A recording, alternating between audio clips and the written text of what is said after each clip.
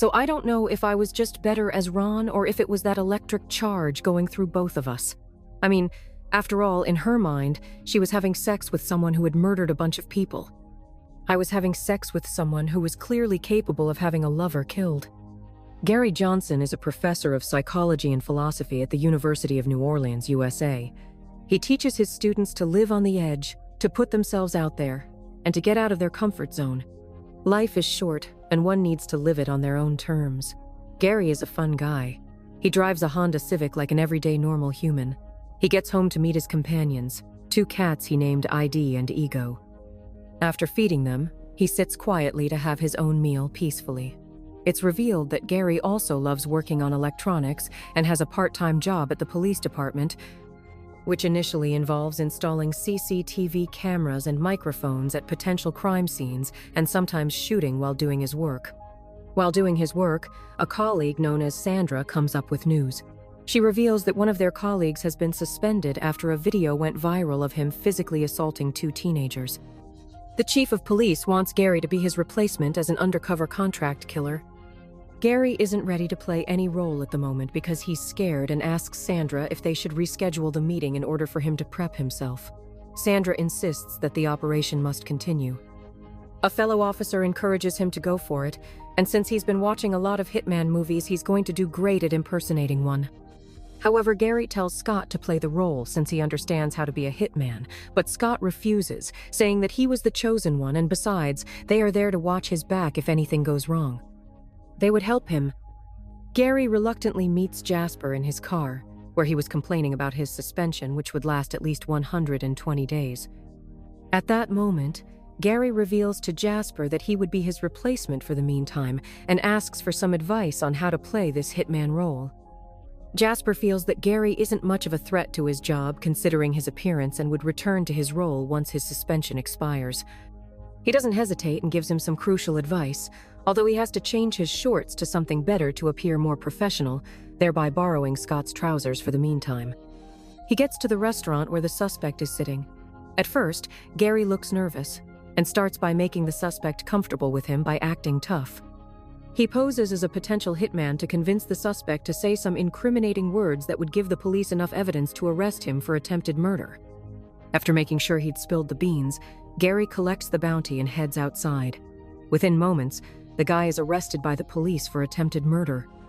He gets to his colleagues, and they are amazed at how he was able to pull himself together to make the tough guy talk. Gary is now open to the world of Hitman. He dresses up to meet everyone's ideal fantasy of a hitman. He encounters different types of potential clients who either want their life partner dead, their friend dead, and even a kid who wants her mom dead. He doesn't have enough funds, so he adds a couple of PS4 DVD games for payment. Well, you can imagine he gets a lot of calls from people who wanted someone dead. Some who couldn't pay the ransom end up trading their personal belongings like a speedboat or maybe adding their body for compensation, just like our old lady here. Well, at least Gary was happy with his role. While teaching in his class, his ex-wife Alice pays him a visit, and she is already pregnant. Gary, without his roleplay, looks like a nerd. Although Alice is married to another guy now, he still talks to her calmly, not minding their past. Alice is irritated by his lifestyle with his cats and advises him to at least get a lady in his life. However, Gary seems happy with his single life and adds that he wants to lock in. Alice advises that he needs 2 things currently in his life: a therapist and a girlfriend. Gary is later given a file on a woman named Madison.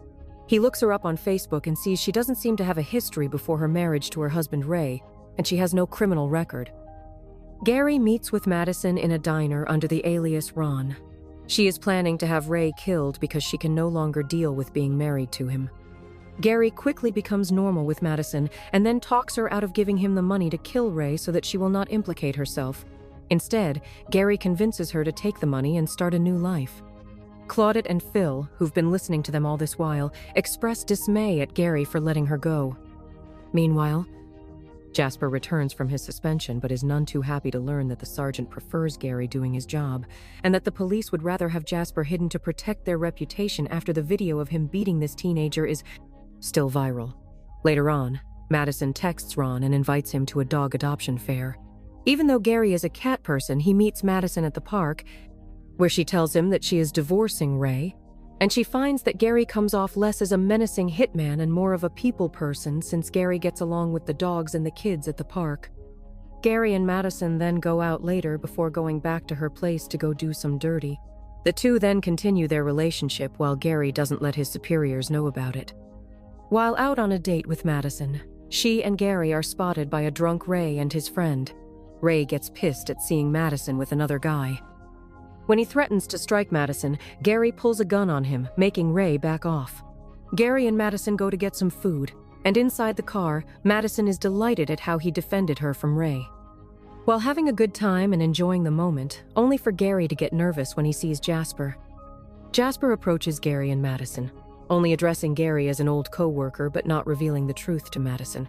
Gary is then called to play Hitman again for a client calling himself Mike. Mike turns out to be Ray, as he wants Gary to kill Madison and her new boyfriend.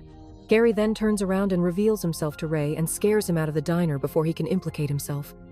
Once he's outside, he tells his team that Ray was too scared of going to prison.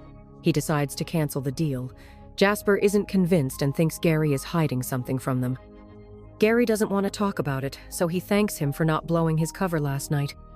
He then goes to Madison's house to warn her that Ray wants her dead. Since he revealed his face to him, he would look for other means to delete them both. Madison says she isn't scared since she has a badass hitman who can protect her and begins to flirt with Gary, ignoring his warnings. Sometime later at the station, Gary is informed by the sergeant that Ray has been found dead after an apparent drug deal gone bad. He goes to find Madison to tell her, only for her to reveal to Gary that she shot and killed Ray after Gary told her he wanted her dead.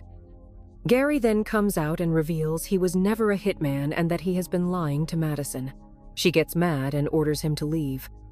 The police then name Madison as the prime suspect in Ray's murder, as they learned that Ray had increased his life insurance policy by $1 million, and Madison was the sole beneficiary. They plan to have Gary go in and get Madison to confess to the murder while they have him wired, unaware that she knows the truth about him now. Gary goes to Madison's house again, only for him to use his phone to quietly let her know the police are listening to them. He gets Madison to put on a show and deny everything convincingly, getting the police off their backs for now. When Gary tries to go to Madison's house again, he finds Jasper there, as he is planning to blackmail them for a cut of Ray's insurance policy. Madison gets Jasper a beer, and as he begins ranting to them about his plan, he starts to get weaker until he eventually passes out since Madison drugged his beer. As she worries about drugging a cop, Gary puts a plastic bag over Jasper's head and tells Madison they will stage his murder as a suicide, since Jasper is already known to be a junkie __ that nobody is going to miss. They also admit their love for one another. Jasper then takes his last breath and stops moving. Years later, Gary has moved his class to a bigger room as he has gained more students. He is now married to Madison and has 2 kids with her, along with 2 dogs. Their daughter asks them how they met. Gary and Madison don't say the whole story but make it seem like they had a nice cute meeting at a cafe where they changed each other's lives. Thank you for watching. If you enjoyed the video, please like and subscribe.